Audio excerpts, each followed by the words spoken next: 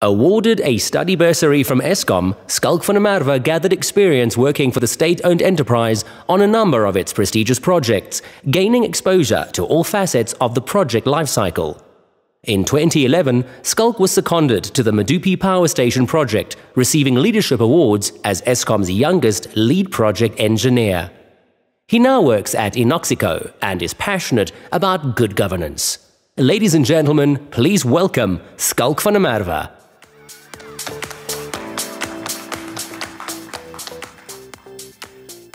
Morning, everyone. I'm assuming the mic is working fine and that you all can hear me. If you can't, just put up your hand. Yeah, I didn't know there was going to be an introduction about my past dealings at Eskom, but obviously I know a little bit about state-owned enterprises. I left Eskom long before the pawpaw hit the fan, but I was dealing closely with individuals like Mr. Koko and so forth while I was there. And although, I never really encountered any fraud and corruption in my time there, obviously a lot of things made sense in retrospect when a lot of this started hitting the news. So I'm here today to discuss a topic that falls under the broad umbrella of supply chain governance. And supply chain governance, as a broad concept, really covers all systems, processes, policies that help safeguard the supply chain from front to end. But our topic here today is very specific to one of the most important components of supply chain governance, which is fraud and corruption, risk management or prevention and detection. Now again, fraud and corruption is a very broad topic in itself, and there's a spectrum of fraud and corruption types, and I'm sure we're all familiar with the fact that it's evident in the South African and in the African context, and we come across it quite often in the supply chain environment, crossing borders in Africa. We all hear many stories, and maybe some of us have witnessed some of these things taking place. We also know that most companies tend to obviously not publicize these events, and these things are normally wiped under the carpet. But in the last sort of decade, 5, 6, 7 years, a very, very scary form of fraud and corruption started surfacing in the South African economy. And this really took fraud and corruption in the South African context or economy to a new level, a very, very, very scary level. And that is the state of capture debacle. Now, it first surfaced through the media, sort of 2013, when the Gupta family landed a plane a jet full of guests at the Waterkloof Air Base, and then things started unraveling. And in 2016, the public protector made this formal by issuing the state of capture report. And since then, there have been inquiries and media articles talking to things like My Fat Gupta Wedding, the Trojan horse that was Trillion, the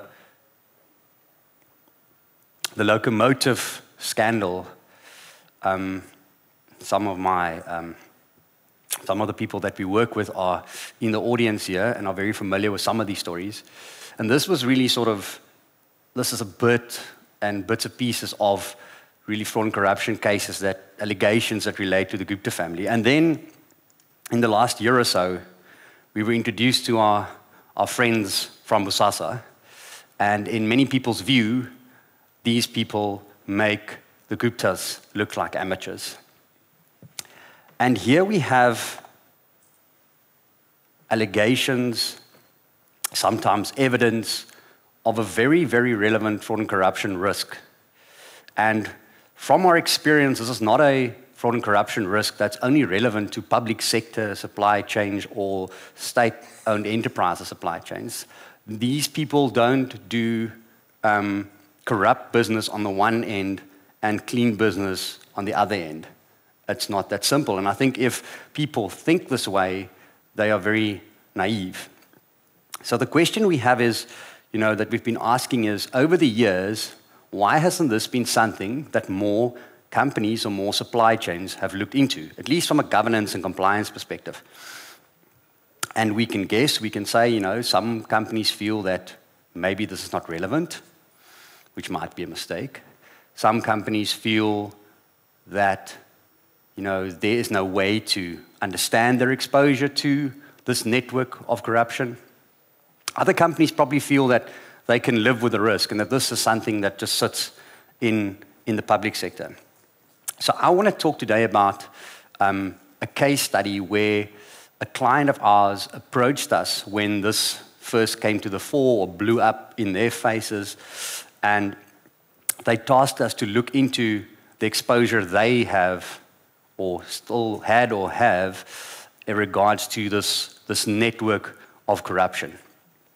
And the results were absolutely shocking. And we've done this on about 5 to 10 occasions, and every time the results amazed. And it's really just ultimately what it comes down to, and maybe I'm jumping the gun here, is you are most likely exposed. The question is to what extent?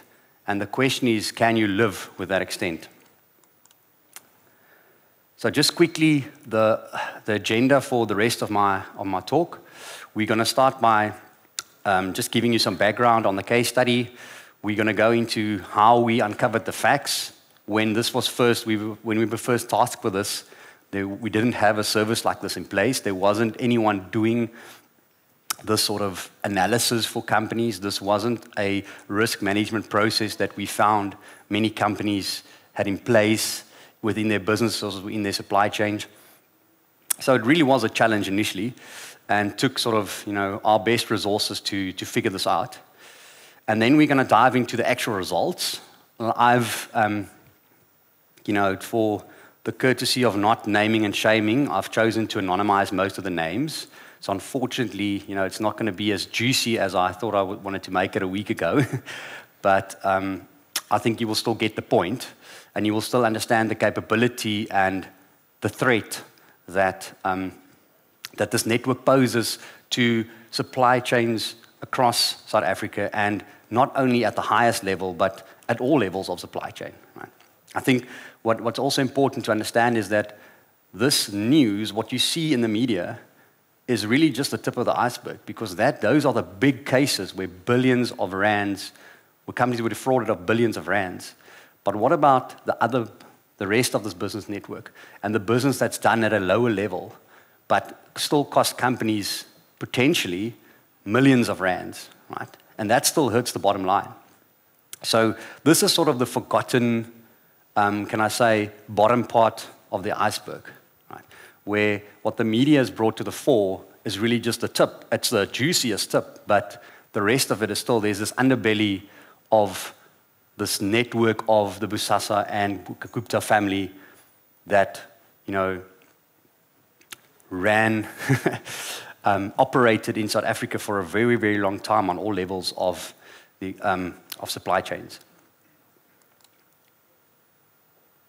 So let me get started. So firstly, I've chosen a SOE for the case study, probably because, yes, the findings were the scariest. But as I said, this was done for many companies also in the private sector. This company has a very large supply chain across South Africa and the rest of Africa. And that supply chain has always been under public scrutiny. And at the point there were many allegations about fraud and corruption in that supply chain, regardless of before the whole state capture debacle hit the news of all its force. At that point in time, our company was the incumbent in terms of providing supply chain governance services, primarily with a focus of understanding supply chain risk on multiple levels, focusing on things like conflict of interest analysis, supplier company analysis, and so forth. And we were then tasked to investigate a solution because from our interaction with this client, they understood that we had the capability to do advanced analysis in the association field, and they wanted us to have a look into whether we could help them understand how their supply chain was exposed to the state of capture network, as I've already said. Okay, so let's dig into this, uncovering the facts. So the first step in this process was to build the database. And what that really entailed was, okay, a lot of manpower, because as you guys would probably know, in the Africa and South African context, very little can completely be automated or can be automated completely, because not all information that's required to do proper risk analysis and fraud and corruption analysis is available in digital format. So that means you normally need people to do you normally need some manual effort to get the relevant information that you require. So we obviously leveraged a database that we already had in place on companies and directors and shareholders and how all these people are and companies are linked together through BE certificates and so forth. And there are multiple criteria that's run through the relationship engine and help us understand how far networks go.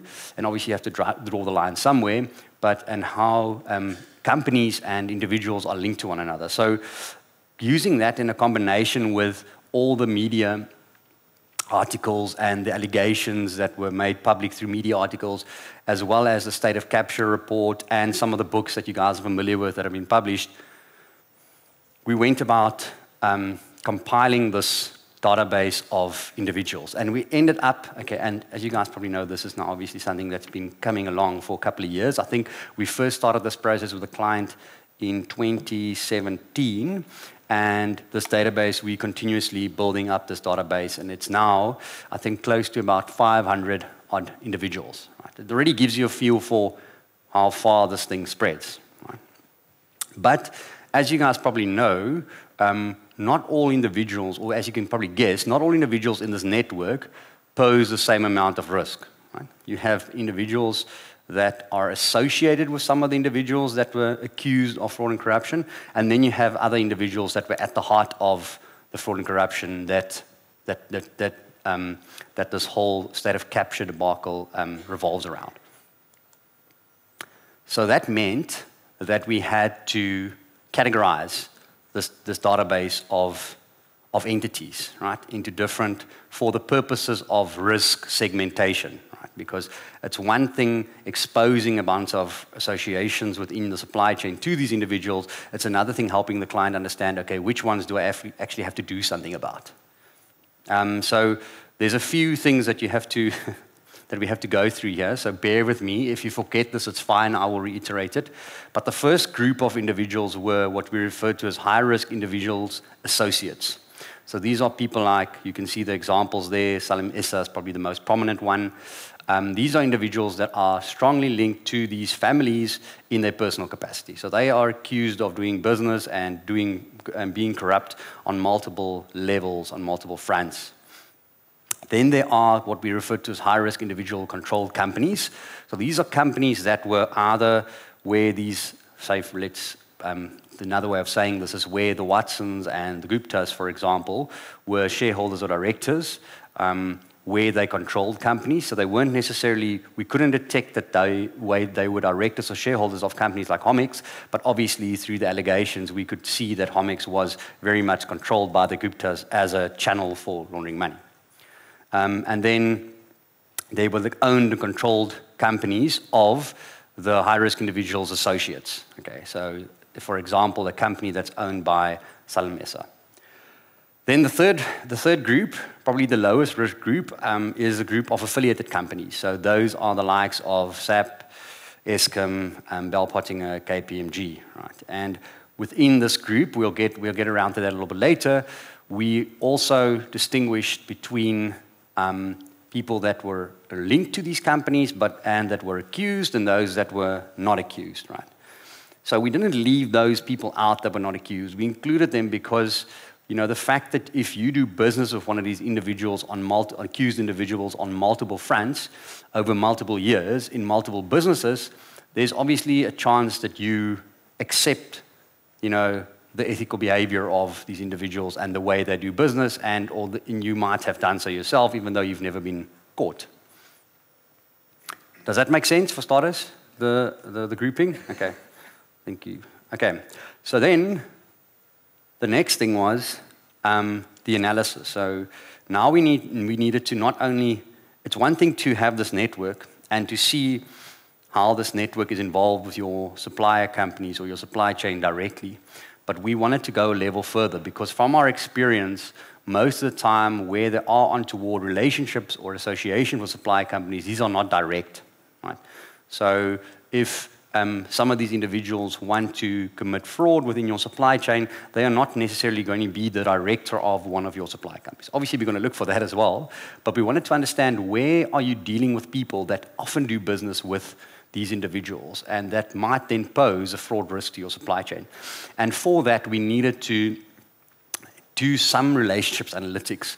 And that's really one of the reasons why this client approached us in the first place, is because we had an association analytics tool that we utilized to do this sort of analysis. And we're going to get, on the next slide, we're going to get into the detail of what sort of criteria we look at, which is really quite exciting stuff.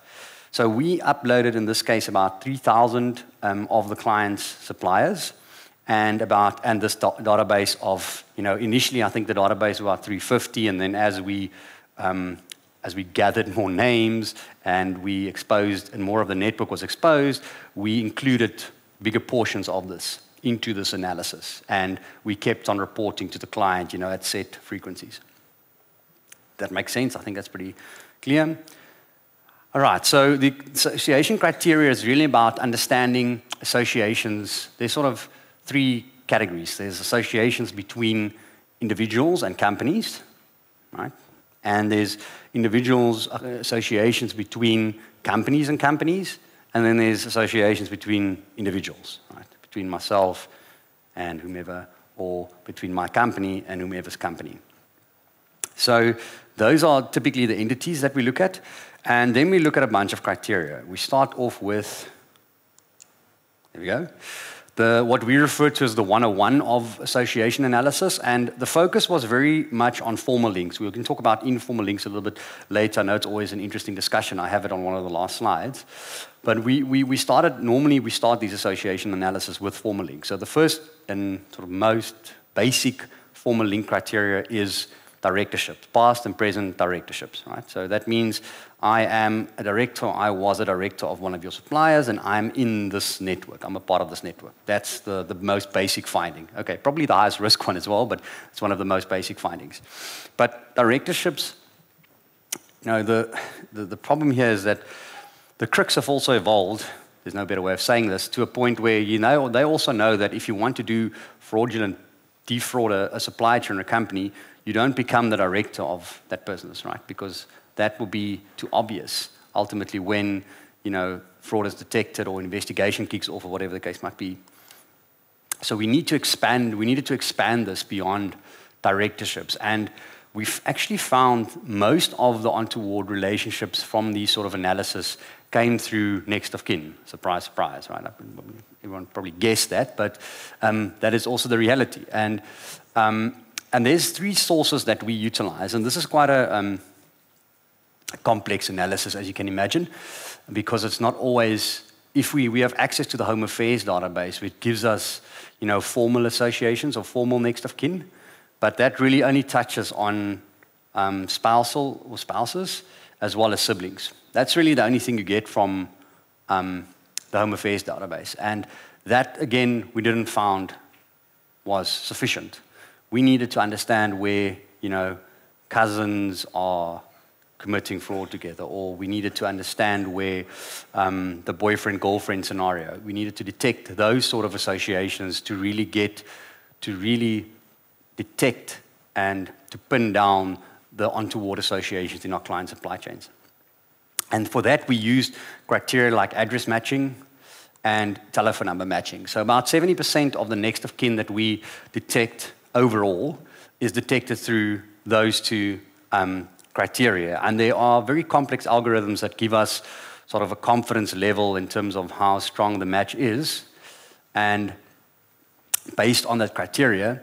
And then ultimately, we still eyeball it in this process to make sure that everything that we incorporate in the analysis, are not false positives and are actual next of kin relationships, or have a very, very high probability of being next of kin relationships. Then we incorporate things like shareholding. We have the ability to do so. Those of you that know the data environment will probably know that there is no database for shareholding in South Africa. You can draw SIPSI records to understand who directors is and was, but for shareholding is really a process of gathering information on companies over time. And that's what we do as a business. So we use whatever we have on our database in terms of shareholding, whether it was sourced yesterday, whether it was sourced a year ago, we utilize as much as we can on this front because it's such an important criteria in terms of understanding associations. It's also clear for most of those that are trying to be involved in companies but not to be in the public eye, become owners rather than directors, right? And then the last and very important criteria is that of employment history. So you want to understand whether individuals are used to work at a supplier company or have next of kin that are still working in a supplier company or work with someone that works at a supplier company. And that's sort of the basis of the analysis. But now you want to expand this to not only look at what we refer to as direct associations, where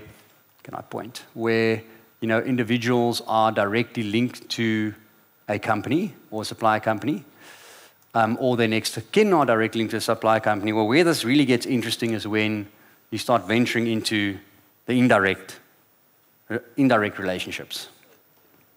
And then you build massive networks in terms of the individuals and the companies and the networks that they have and the people that they are exposed to and that they do business with. And now you can start understanding, you can now really identify or review those associations that people don't want you to know about.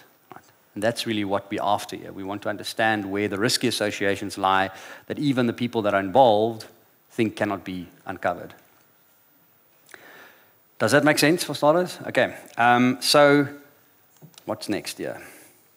Okay, so then a very important part of this was to say, okay, we needed to sit down with each of our clients and come up with a risk matrix to determine the level of risk that each association poses. So when we do this analysis and we find associations, is it high risk, is it medium risk, is it low risk? And then what do we do for each of the categories? So we sort of kept it simple, the very basic risk matrix, high, medium, and low risk for starters. And what we basically have here is, you guys have to bear with me here, is, I know there's a lot to take in, is we've got all the categories that I spoke about. So we divided this database into categories. So here we have the supplier is actually a high-risk individual controlled company, and that is a direct link, and that is a high-risk link. Then you have a supplier, for example, is linked to a high-risk individual controlled company. Accused director could be directly, which is high risk, or could be indirectly, which is medium risk. Okay. I hope you guys are following. And then you have high-risk individual associates that are directly linked to supplier companies and those that are indirectly linked to supplier companies. So again, it goes back to the direct and indirect links, which is this column and this goes back to the categorization that we did. So all a little bit, I normally don't know how complicated it is for people to get this because we work with this every day. And then you'll see here, we've also created categories for non-accused directors. And the way we've divided risk here is those that are non-accused, that are part of Gupta-controlled companies, for example, or Watson-controlled companies, are medium risk, and those that are non-accused directors of affiliated companies are low risk. So that will be, for example, this person was a director of SAP, but he was never accused of anything, right? So if that person is associated with your supply chain, we're not going to tell you, we're not going to raise massive flags. But if someone was a shareholder of Obey, for example, investments, and even though that person was never in the news, if that person is associated with any of your suppliers, we're going to say, whoa, you might want to have a look. Might want to have a look at this. Does that make sense? Sort of. Okay. Continue. Right. And now we get to the interesting part. So the assessment results. And as I said, that was probably our client's face just before we revealed this. the results were shocking. So what you see there is that is a zoomed out version of those direct and indirect associations that I showed you guys with the diagram. This was the starting point, and we already applied very basic filters to exclude false positives. So, I mean, this always looks, to be dead honest, this always looks very alarming, but obviously we're going to filter into this and risk categorize, and you'll get down to the bottom of it. But even after we did that, the results were very interesting. So we found that 39 of the suppliers were linked to high-risk individuals' associates. And the arrows, they indicate that these were what we categorized as high-risk associations. So I'm going to show you guys a few of these. They're all anonymized. In certain cases, you'll be able to guess who the people are, but we decided not to disclose the actual names in this presentation. So there were very obvious and straightforward ones where a supplier company was owned by the former Oak Bay CEO, for example. That's fairly straightforward. There you've got a problem already. But then there were the more interesting ones, if I can say it like that, where supplier companies were indirectly linked through multiple businesses to people or high-risk individual associates. So in this case, the former Free State Premier, he's in the news quite often nowadays, has runs two companies together with an individual that also runs one of our client supplier companies at that point. And there, as you can see, what the tool does is it highlights the strongest paths here. So there's a scoring algorithm. I don't want to bore you guys with all of that, but there's a scoring algorithm that runs and that scores each and every association path from 1 to 10. 10 being the strongest and 1 being the weakest is the best way to explain that. It looks at things like, are they linked through large entities or small entities? If they were directors or owners at that company, was it at the same time? If they worked at these two companies, was it at the same time? Because we also include, remember, ex sort of directorships and ex shareholder information.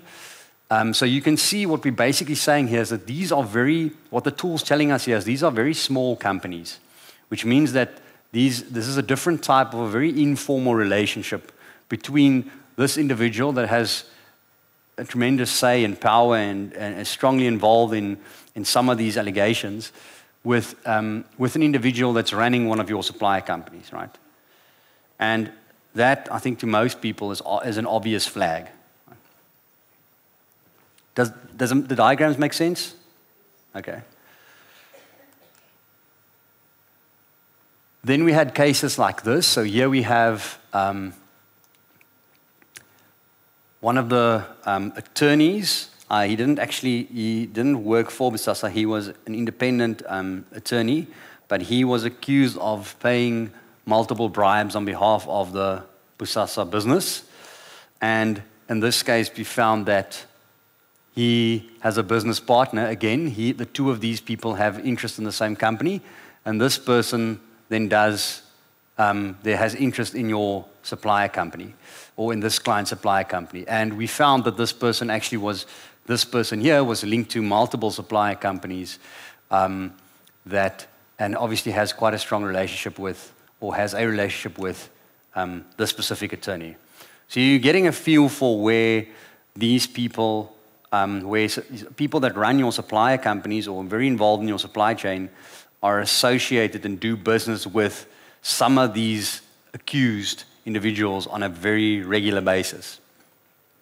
Okay, and you can obviously draw your own conclusions from that, but the way we utilize this as clients is we basically say these are the hotspots, take note of this, and then as a client you need to decide how you're going to deal with this based on your risk appetite and based on the context that we don't have as a service provider in this regard.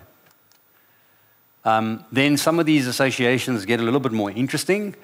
Here we have the CEO of Trillion Capital Partners linked to an individual that's linked to another individual that's linked to your supply company. These are automatically less risky, but when you start seeing multiple paths like this, it tells you that, these people do business on many fronts and know one another fairly well, and there's a pretty good chance that, there's a strong relationship between these two individuals, and this individual ultimately runs one of the supply companies. Right, then we found 58 suppliers were linked to high-risk individual controlled companies. Now, remember, controlled companies are like Oak Bay Investments and so forth. Companies actually controlled by some of these individuals because they are either owners or they are executive directors of these companies, or they're on the board of these companies. So in certain cases, these companies might not be 100% controlled by these individuals, but these individuals have a fairly strong say in the strategy of the business and so forth. And that's 58 companies. So we had cases like this. Okay, you're doing business with Sahara Systems. We have to obviously point out the obvious ones as well.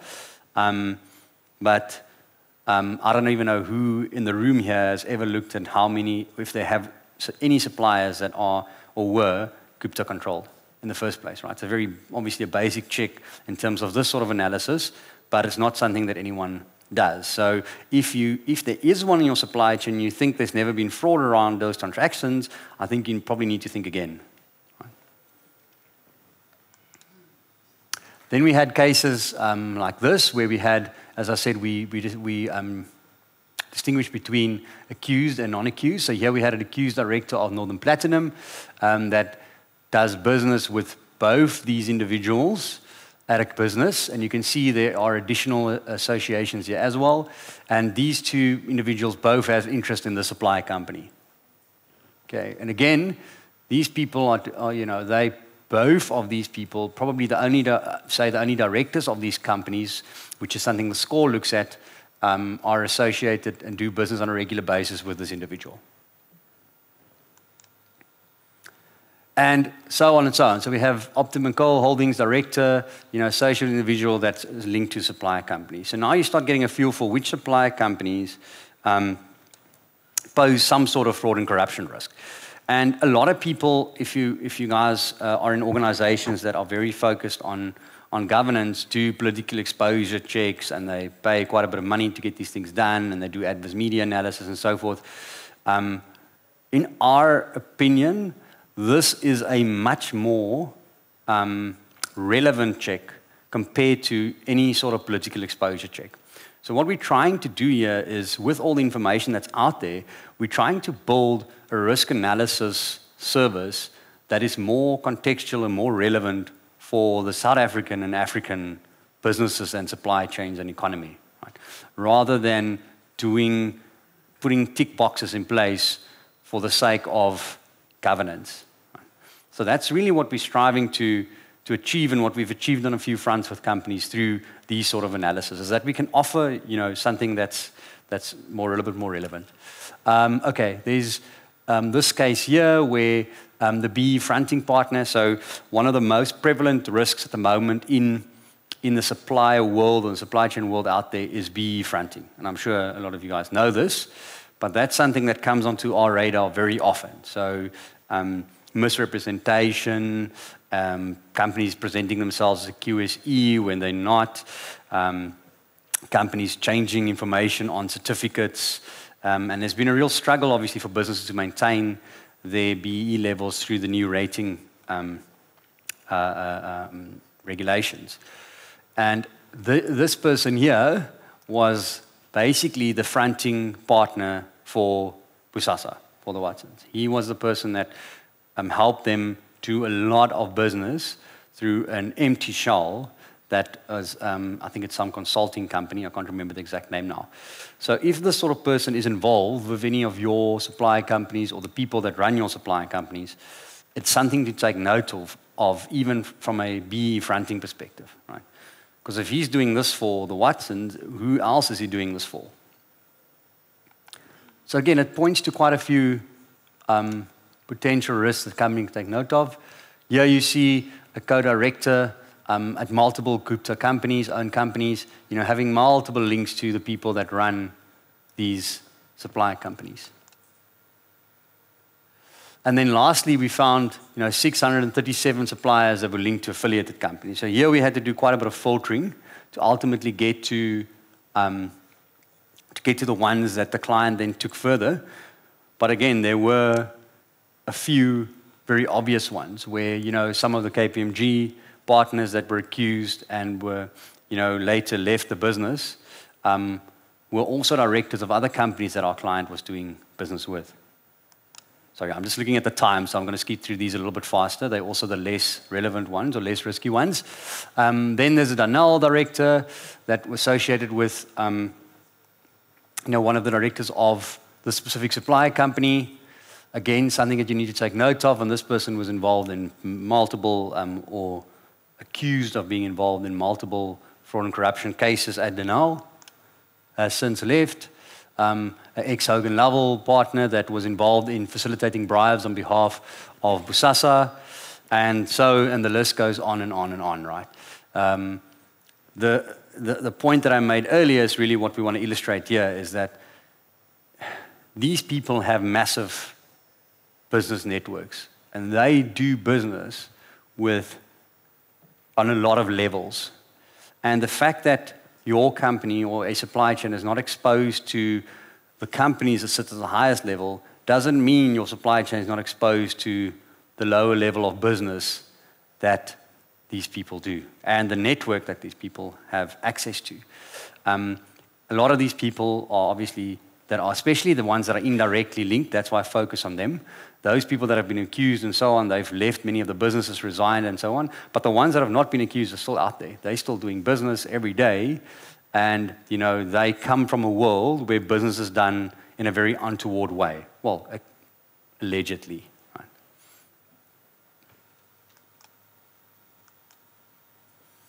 Right, so the high-risk associations ultimately added up to 1.2 billion rands worth of spend over a 2-year period. So that's some decent exposure, I would say. We identified 146 direct and 8,818, it sounds like the old president, 8,818 indirect associations were identified. Okay.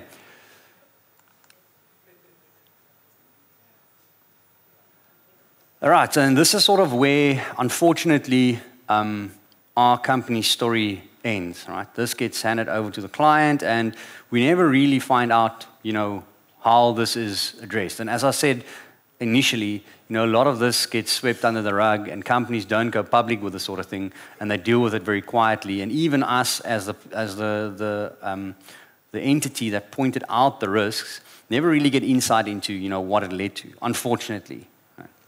So I can't really share any juicy stories around, you know, actual fraud and corruption that happened related to these entities. But I think I'll prove the point around exposure, which is really what we're after here, because proper, proactive fraud and corruption management is about understanding where to look, for starters, right? Understanding, creating the necessary transparency to act and to manage risk efficiently and cost effectively, which is most companies' problem with this sort of thing, because, you know, what is my ROI? And the ROI calculation when it comes to risk and fraud and corruption management is often very difficult. It's a very difficult discussion to have. But the point is, you know, we in a scenario where numbers are getting thrown around, inquiries are happening, you know, people are accused, people leave the country.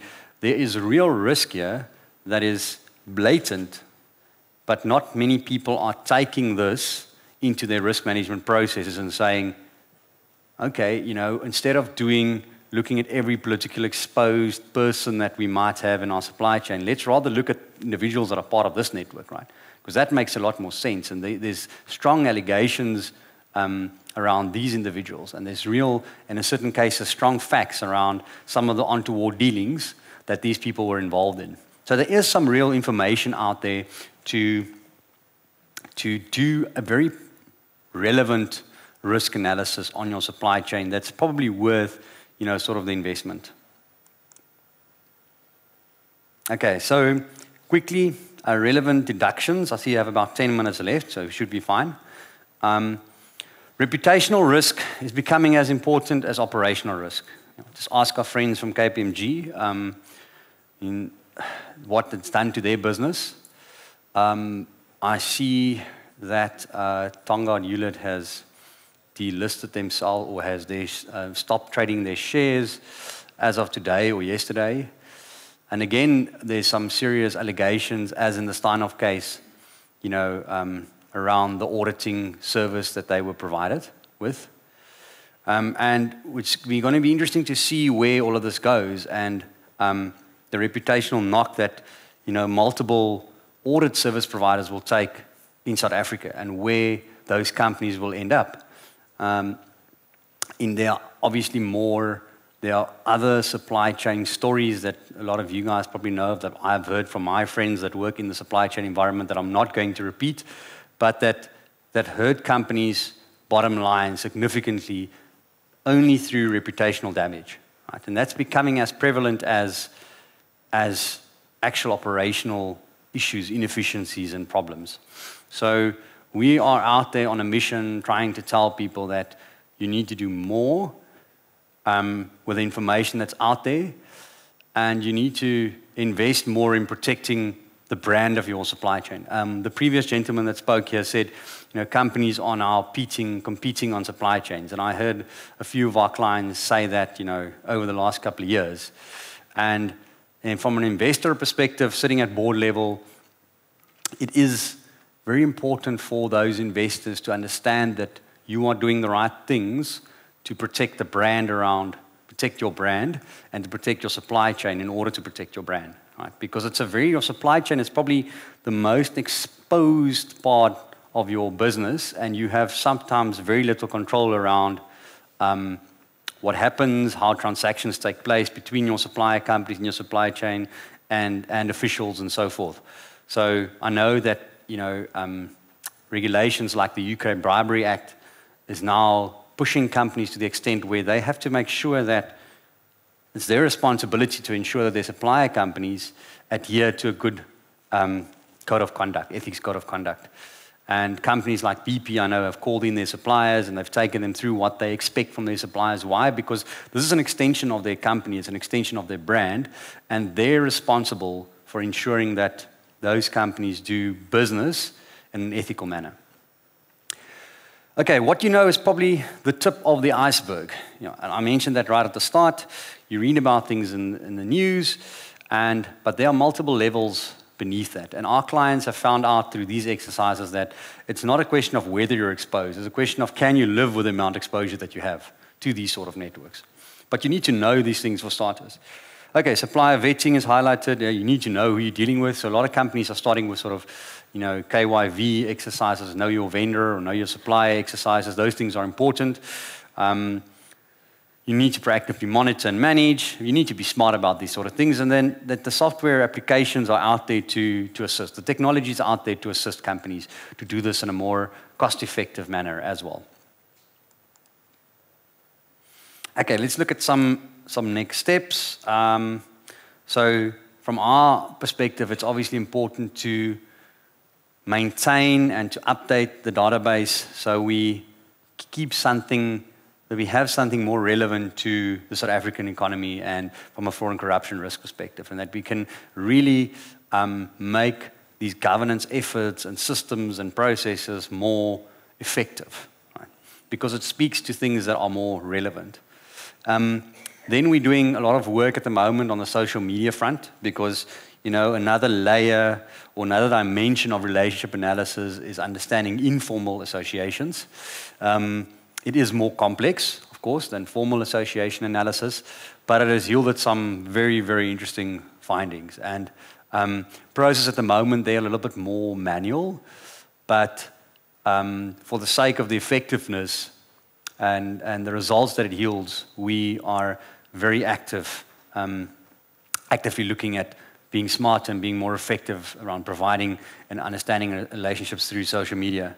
And then monitoring supply chains is one of the most important things. So for our clients, it's very important that we keep in view, an eye on associations, and that we have a means to flag this as it happens, as it takes place, so that our clients are in a position to react or to manage this properly.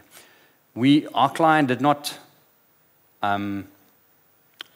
what's the right word now? Our client didn't exit, 100 contracts after this analysis, right? That's not the point. The point is to understand where you need to look, and then once you look there, you will make a decision around how to manage each of those scenarios. So there are processes that we normally follow after this to help the client to filter that down to, a handful of cases where, or suppliers where you really need to focus and we really need to act.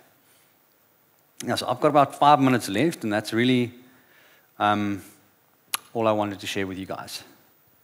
Are there questions?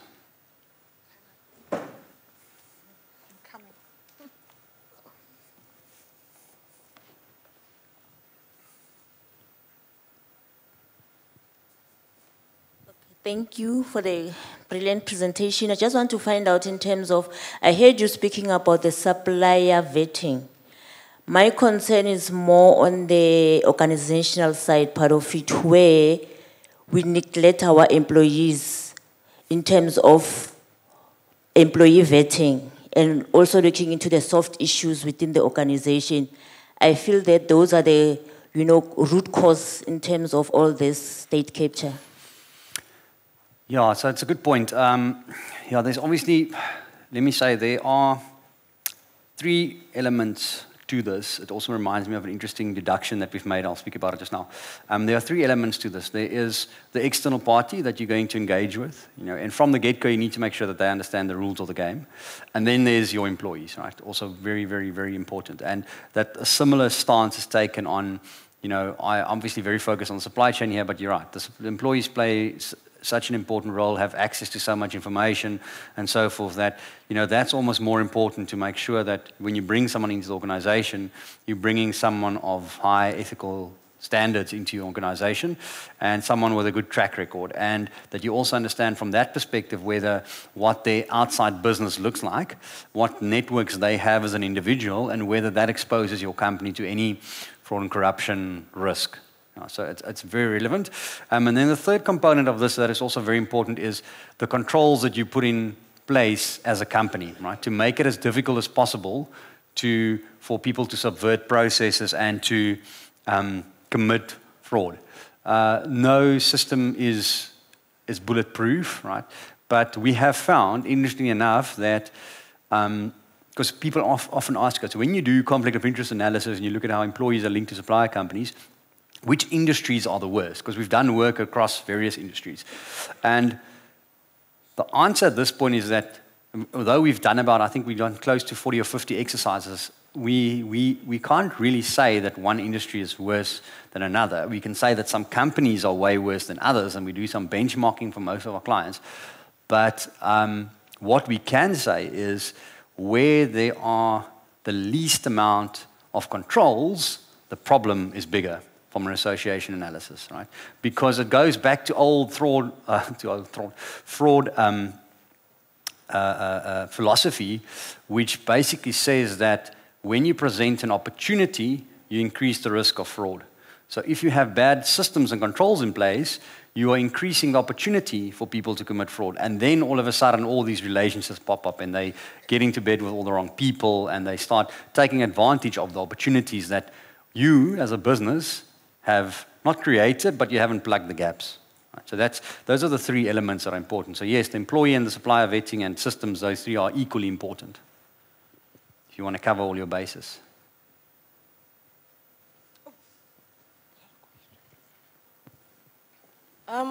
Just to add on what she was saying, from government. What we usually do have in place is like risk management runs this disclosure sessions where our SMEs and supply chain officials has to disclose their interest in other companies and their relations with other companies. So that's what we have in place. But I think it's not only the SMEs and SCM officials who has a hand in that fraud. Probably an SCM official would be influenced by somebody who's not at SCM. So it should be for all the employees. No, absolutely. I mean, from our findings, it's sort of aligned with most of the fraud statistics out there, is that most of your problems happen sort of middle and senior management. And from our findings, from a conflict of interest perspective, it's more, the problems are more with the medium and small enterprises.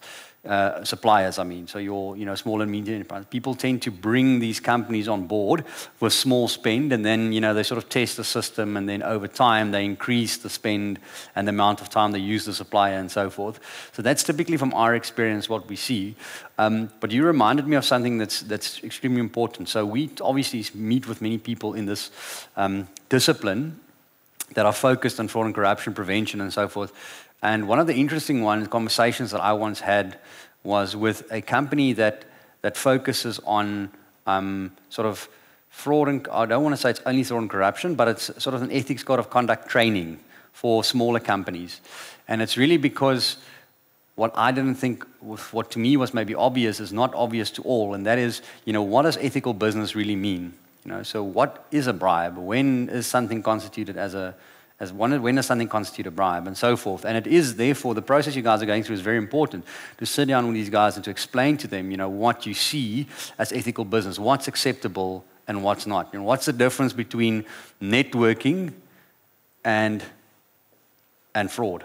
And those sort of things play a critical role. So when we analyze companies, small companies especially, we look at whether these companies have policies in place, have gone on training, whether they understand, what it means to do business in an ethical manner. So those things are still very important. Good morning, everybody.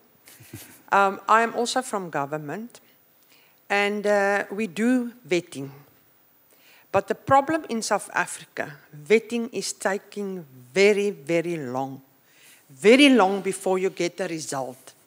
Now, I am in the infrastructure, so we award contracts for roads, clinics, and so forth. So a vetting process on a contractor is a no-go, because you need to appoint within 90 days. And that's where our problem lies. And the second thing that we have a huge problem in is political interferences. Which means it's come there. Your systems is in place, your procedures is there, your policies is there, your risk analysis is there, everything is there. But the moment the contract is on he or her table, it's where all the stories start. Yeah. Then they appoint somebody else, and I believe it's then this network of it. Absolutely. And I mean, I'm not sure whether it's, I think government has made a point recently of saying there shouldn't be any direct interference. There's no need for direct interference in any tender, right? Because you have set individuals assigned to managing the processes. And as I've said, you can have the best systems in place, but those systems can always be subverted. If the people that govern the governance processes are, have other ideas, let's just say it like that, then your governance systems are going to fail. So it really starts by employing the right people right at the top. That remains a given. The other thing, that just to answer your question around the process and the length of vetting, this is a very interesting topic for us at the moment, because we've spent a lot of time in the last year addressing exactly that. And the real problem that we've identified there is that people isolate the vetting process for starters, so they see it as separate into the process of bringing a supplier on board, going through tender process, and it's normally left as the last step in the process, right? So we've come up with a lot of ways to actually look at where vetting fits into this process and how you can change the process and maybe combine some of the steps in the process for vetting to still apply governance to this process, but not to make this process very clunky and very long. So as we typically, in a typical onboarding process, what people do is they have an application process, and then when the application process is done, they have a vetting process, and then they use multiple tools to do this vetting. And these are some like the massive companies, the banks and so forth, insurance companies that we deal with, they all do it like this. And we're starting to change that now by integrating the application management process and the vetting process into one. And effectively, companies are outsourcing not only the vetting to us, but the whole process of populating the application document, because we already have half of the data, and then gathering all the information we need for the vetting process. So now by combining these two, there's only one process that deals with collecting information on the supplier company and for master data purposes as well as vetting purposes. And there, through that, you shorten the process significantly. So most of those problems can be addressed by looking at the process and not trying to squeeze the vetting process to be as quickly as possible. Because what normally happens is then you thin it out, so you make it less effective. Rather look at the process and see where you can rearrange things, where you can kick off things early in the process, how you can help the people that do your vetting to interact with suppliers early on in the process and so forth. That's really the best way to address that from my experience. Okay, I know there are a couple of more questions. However, we are over time. What I'd like to do is invite you to come and have a conversation with Schalk. Is that okay? If they Absolutely. Okay to have a one-on-one with Schalk? So thank you very much. A big hand and applause for Schalk for coming here Thank you, today. guys. Thank you.